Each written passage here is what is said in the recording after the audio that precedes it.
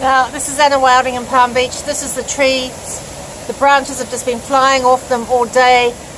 Sudden gusts, sustained winds of 35 to 50, and then there'll be sudden gusts of 70. We have reached 100 miles per hour a couple of times. Catching them on camera in amongst the rain, which is pretty constant, is pretty hard.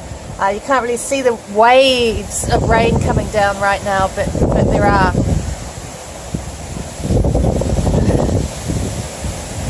Palm tree fronds just everywhere. The house is making the most extraordinary noises, especially when the fronds hit the roof and the coconuts come flying.